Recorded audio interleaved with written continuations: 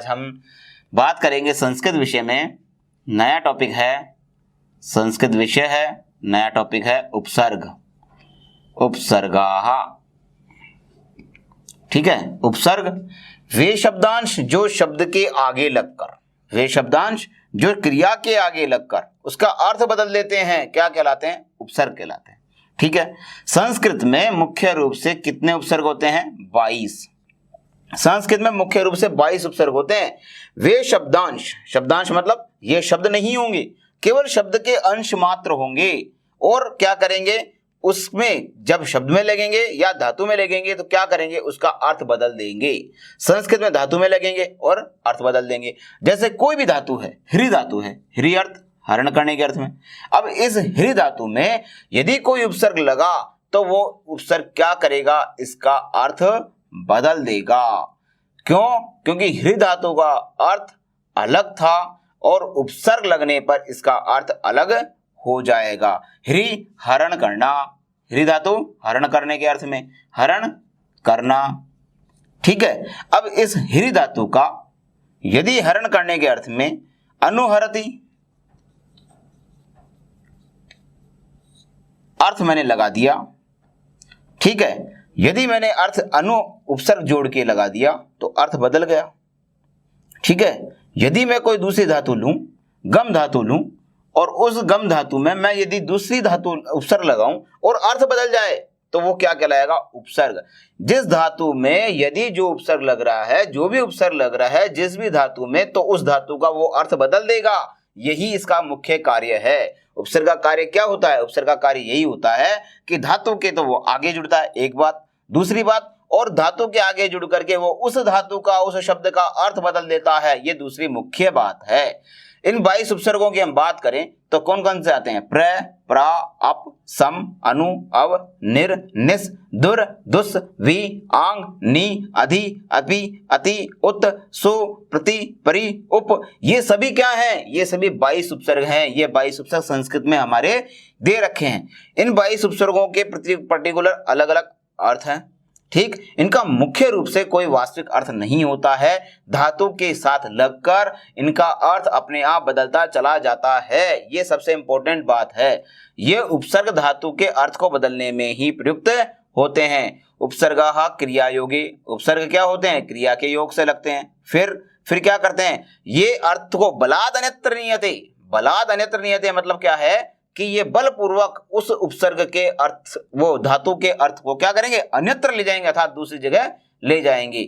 आहार, विहार, ये लीजिए हार लगा दिया, आहार, विहार, परिहार, क्या कर रहे हैं? अर्थ बदल रहे हैं।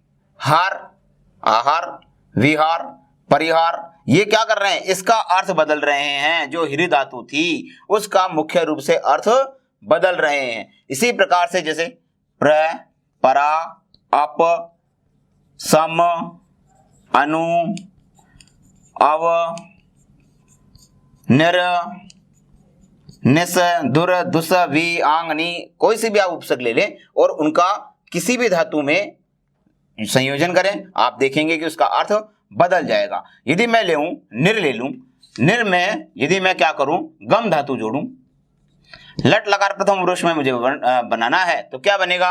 गम का लट लकार प्रथम पुरुष एक वचन बनता है गच्छति, तो क्या बनेगा? यहाँ निर्गच्छति। क्या बन गया? निर्गच्छति। यदि मैं अनुपसर्ग जोड़ता तो क्या बनता? अनुगच्छति। यदि वी जोड़ूं तो क्या बनेगा? विगच्छति।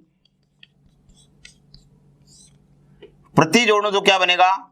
प्रतिगच्छति।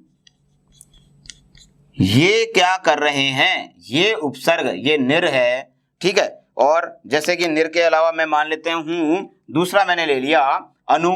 ये अनु क्या कर रहा है? वी क्या कर रहा है? प्रति क्या कर रहा है? ये सभी जो कर रहे हैं ये क्या कर रहे हैं? इस गम धातु का अर्थ परिवर्तन कर रहे हैं। तो मुख्य रूप से उपसर्गों में हमें जानने की चीज यही होती है कि ये उपसर्ग धातु के साथ लगकर उसका अर्थ बदल देते हैं। धातु का जो मुख्य अर्थ होता है उसको दूसरी तरफ ले जाते हैं। अब हमारे एग्जाम में क्वेश्चन कैसे आता है?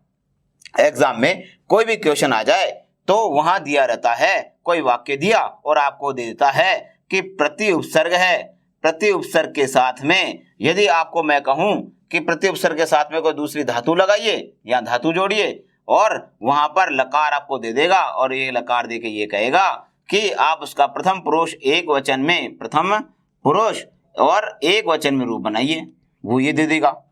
दे सकता है, इस प्रकार से भी दे सकता है, ऐसे नहीं दे और ऐसे दे दे कि सम उपसर्ग लगाकर कोई धातु से युक्त, सम उपसर्ग लगाकर धातु से युक्त क्या करें, एक शब्द तैयार करें।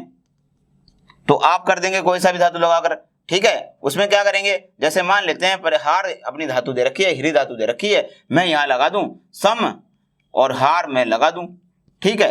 हीरी धातु मैंने लगा दी तो क्या बनेगा, संहारति, संहार करता है, संहारवत आता है ना, प्रहार, आहार, आहार मैंने लिख रखा है, आहार, विहार, परिहार, संहार, ठीक है। घूमना, फिरना, परिहार छोड़ना और क्या करना, संहार मारना, आहार भोजन करना।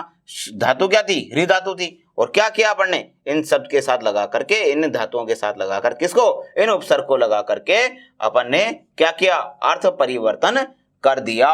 तो ये संस्कृत में 22 उपसर्ग होते हैं। ये टॉपिक बहुत छोटा सा होता है लेकिन नंबर बहुत अच्छे दिलाता है। क्यों, क्योंकि परीक्षा में 1 नंबर या 2 नंबर का ये आता है, दे देता है कि कोई सा भी एक उपसर्ग लगाओ, इसमें धातु दे दी आपको और कहेगा कि इसके अकॉर्डिंग इसको तैयार करो, या वो दे देगा जो मैंने यहां बताया, इसके अकॉर्डिंग इसको तैयार कीजिए। तो इस प्रकार से आप लोग ये जानेंगे कि जब वाक्य जो दे रखा है उस वाक्य में जहां फिलिंग द ब्लैंक्स दिया हुआ है, उस फिलिंग द ब्लैंक्स में आपको ये देखना है कि उपसर्ग दे दिया, ठीक, और आपको धातु दे दी इसके साथ, ठीक है, और धातु देकर के लकार दे दिया, इसके साथ लकार दे दिया। अब आपको क्या करना है, इस उपसर्ग को, उपसर्ग आगे लगता है, उपसर्ग आगे लगता है और प्रत्यय पीछे जुड़ता है, ठीक है, वो उपसर्ग दे देगा परीक्षा में और धातु दे देगा। आपको क्या कराना है, इतना सा देखना है कि लकार हमें पता है, लट लकार में रूप ये चलेंगे, लोट में, लंग में, विधिलिंग में, इस प्रकार से रूप चलते हैं, वो रूप हमें याद है।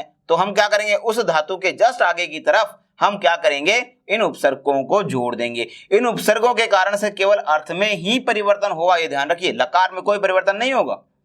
यदि हमने उपसर्ग जोड़ा है किसी भी धातु के आगे तो किस में परिवर्तन होगा, सिर्फ इसके अर्थ में, धातु के अर्थ में, न कि लकार। वहां लकार में तो परिवर्तन होना ही नहीं है, लकार में क्या परिवर्तन होगा ना, कोई परिवर्तन नहीं होगा। इस प्रकार से हमने ये उपसर्ग देखे, इन उपसर्गों को हमने देखा, इनका अर्थ हमने जाना। इन उपसर्गों का पर्टिकुलर अर्थ याद करने की आवश्यकता नहीं है, आपके परीक्षा में नहीं पूछता है अर्थ।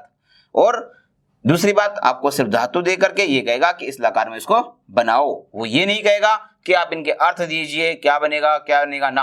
आपको तो क्या करना है, धातु से पहले उपसर्ग जोड़ना है और लकार का दे रखा होता है, लकार उसके अकॉर्डिंग सेट कर देते हैं।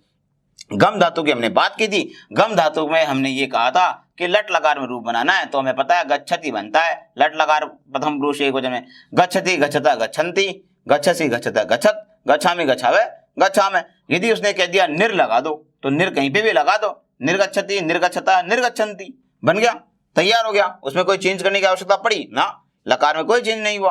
कहाँ चेंज हुआ, सिर्फ इसके अर्थ में चेंज हुआ। तो निर आपने इसमें जोड़ दिया तो क्या बन जाएगा, निर्गच्छति, ये तैयार हो गया। इसी प्रकार से आप किसी को भी लगा करके देखिएगा, आपका आंसर सही होगा। उम्मीद करता हूं आपको ये समझ में आया होगा। Thank you very much.